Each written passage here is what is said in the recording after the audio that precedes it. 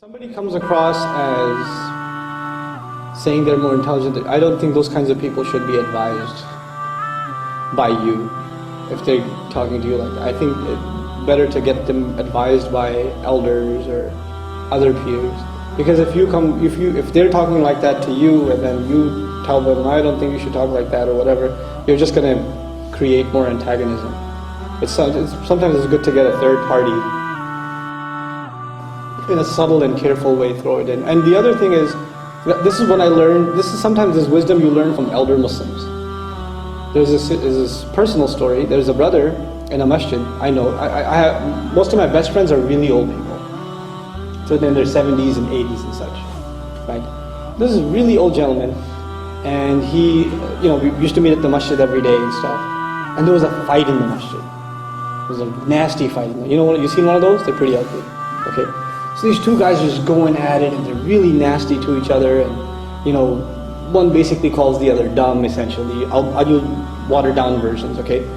But anyway, this older gentleman knows both of them, and stops talking to both of them. He's always nice, he says salam to them, how are you, and just walks away. Usually he's makes longer conversation. He's very cordial, but he walks away. And he's so wonderful in his personality, those people, they feel it. They feel like he doesn't talk to us like he used to anymore.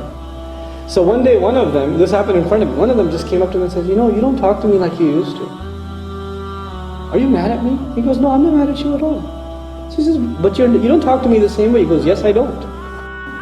So why don't you? He says, look, I saw you get angry with that other brother the other day, and I just got scared, maybe one day you'll get angry at me. I'm just, I wouldn't want you to be angry at me, so I'm just trying to be safe. He put it in such a soft way, and the guy felt so bad, he went and apologized to the other brother and they made up. Right? That's the wisdom of an elder, they know how to approach things.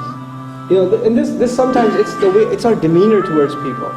You can show some people, you can show someone that that they've hurt your feelings, without actually saying. You can show it with sort of a distant demeanor, and and people, if people use hurtful words towards you, my advice is to distance yourself from them in a respectful way, though. Still, we don't cut relations in Islam. We don't do that. We don't cut ourselves off from people. But it's a healthy thing to distance yourself from someone who uses abusive language towards you. That's a healthy thing to do. And if there's any ounce of good in them, they will feel it, right? And they'll come to you and say, what's happening? Why aren't you talking to me? But if there's no good in them, guess what? They'll say, good for them, good for me. I don't want to talk to you anyway. So that's probably good for both of you, right? But distancing yourself is probably my best advice, inshallah ta'ala. It's a silent kind of advice.